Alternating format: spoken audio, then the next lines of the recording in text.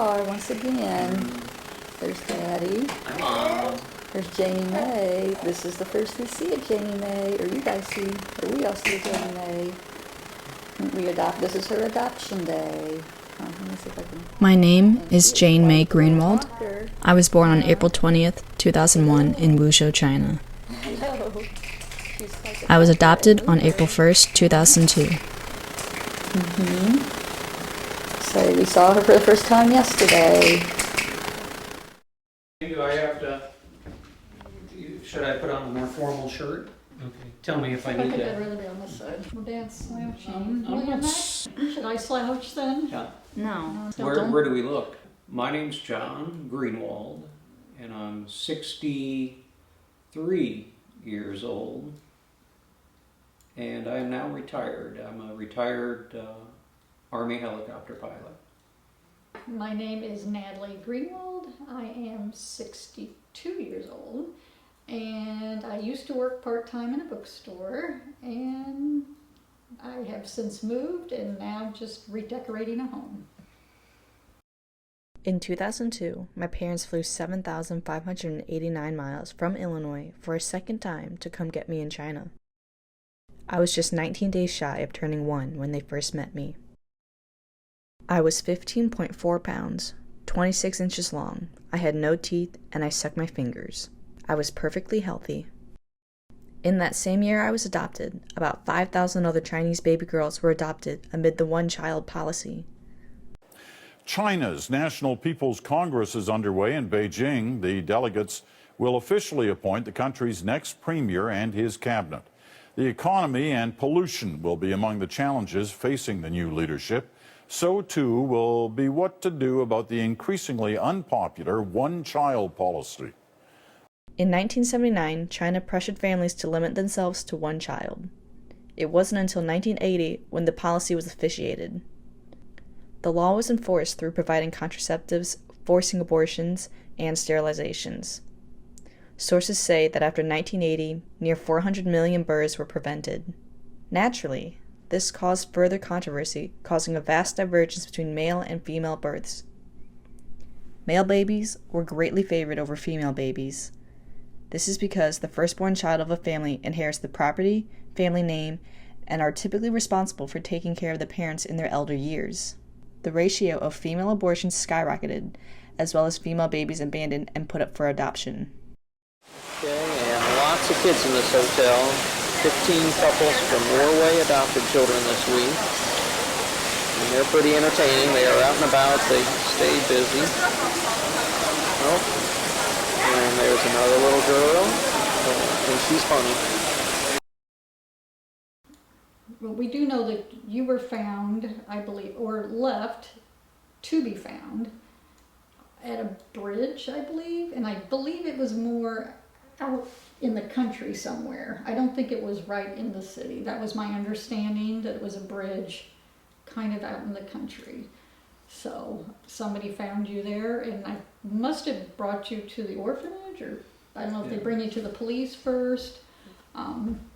There is a piece of paper where I think they published it in the paper. At the time it said that there were 11 babies abandoned at the Wuzhou orphanage, and then they published the names. And then they asked for the biological parents to step forward. And it says in that paper that if they don't step forward within 90 days, then I think they maybe go to foster care, or I'm not sure how that actually worked. But Since the one-child policy ended in 2016, China is struggling to find enough females for marriage to produce more people to take care of the elderly. I try not to spend too much time dwelling on what my life could have been had I not been adopted. I'm just sitting here waiting for you. Okay, do you need Mama to do it? Huh?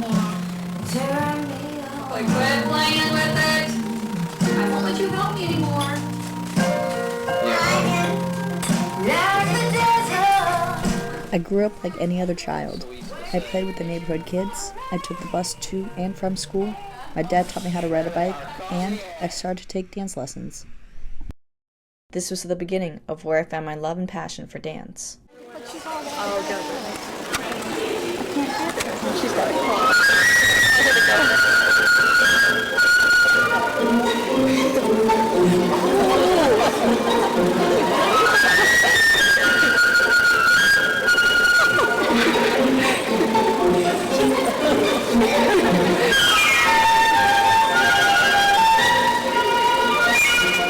By the time I was in high school, I was taking dance classes 3 nights a week, as well as teaching dance classes.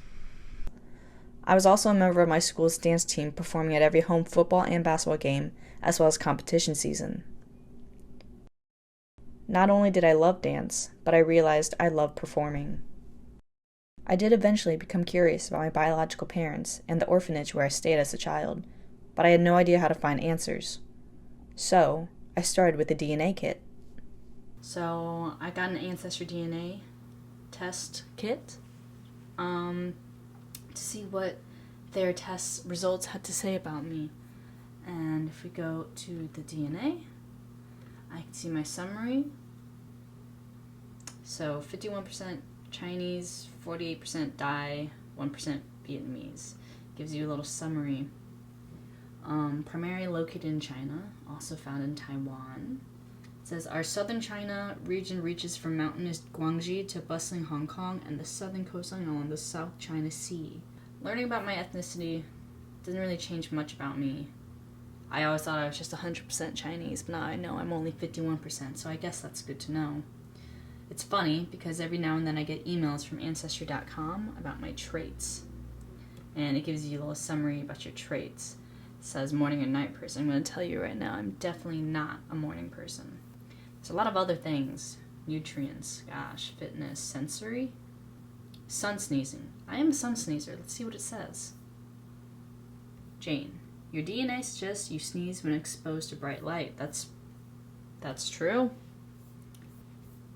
Jane, your DNA suggests you don't have a unibrow. That's crazy. It's interesting. I don't know if people actually meet people through Ancestry.com, but it says that I have a lot of 5th and 6th distant cousins. I think I have like 80 last time that I checked. Let's see what it says now. All these people are supposed to be my distant cousin. That's just one implication of who I may be. But do they really know? This is just like your little memory box of all the things when you were very young. The little clothes you were wearing. When we adopted you, this is what you were wearing. Fashionable. They really liked to bundle the babies, and they never wanted you to be cold. Like strangers would come up and like put your. There were days that we were like. We were fairly certain you were She's uncomfortable. Well, I found this in there. It was pretty funny. What's it? Janie has cut her own hair numerous times. Number 1, once after having watched Mulan, and saw Mulan cut her hair. Another time was after I was cutting a few mats out of Daisy's hair, and then at least 2 other times for who can know why. And then again tonight, 8/18/06, she was playing with my hair, and then she must have gone to the bathroom and cut her own. Because you were adopted. We adopted her 2002, right? Yes. 2002. Because it says she was found. If you read that again. September 5th, 2001. Oh, okay. But there's a date. April 2nd, 2001. So you must have been a newborn because we adopted you April 1st, 2002. These look like dates. Oh, do they? 2001, Oh, 5, I 6, see. 2001, 2001. So there were like 11 babies. 1, 2, Isn't that 3. crazy? This was a copy of the newspaper in China following the days that I was found. There's a rough translation. It says, Wuzhou Orphanage have 11 abandoned babies. Here are their names and places to be found. Wu Yingqiao, born on April 20th, 2001. She was found at the Xinlong, which is New Dragon Bridge, Da Pao Town, Kangwu County on April 21st, 2001.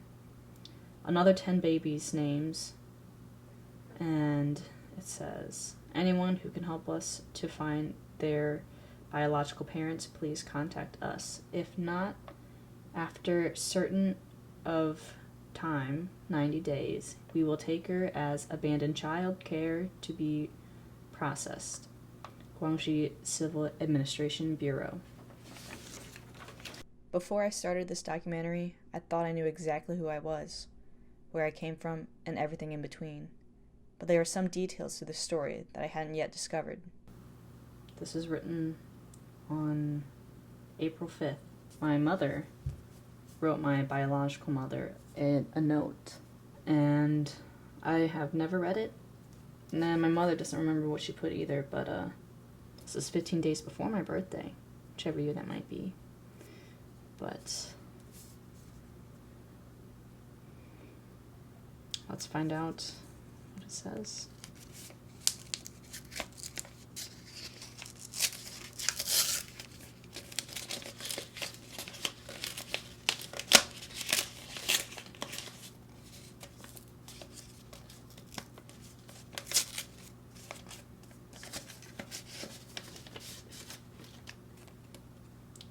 Thanks.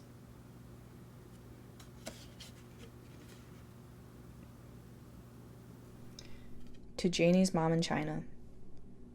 I don't think I've written one of these for Janie May yet. Her first and second birthdays were crazy since her daddy was gone to Iraq. So what can I say about Janie that covers second and third years? Basically, she is such a delight and a blessing. She is almost always happy and wearing a smile, unless she's tired or not feeling well. She is also so sweet and sensitive. Even at her young age, she often thinks of other person's feelings. She's always telling me how she loves me, just out of the blue. She also becomes very proud when she accomplishes something and really wants you to notice and watch her. She is quite the mimic when she was older, and still is today. She likes music and makes up her own little songs. She also loves dinosaurs, and can tell you quite a lot about them. She is truly our little ray of sunshine. She has brought such light and joy into our lives. I do wish there is a way to tell you how fun she is, and to tell you we think of you often. Right now, there are approximately 4,999 other 21-year-olds in the world who share the same origin as me, but live a completely different life. My life is a unique one to share. I joined the circus when I came to college.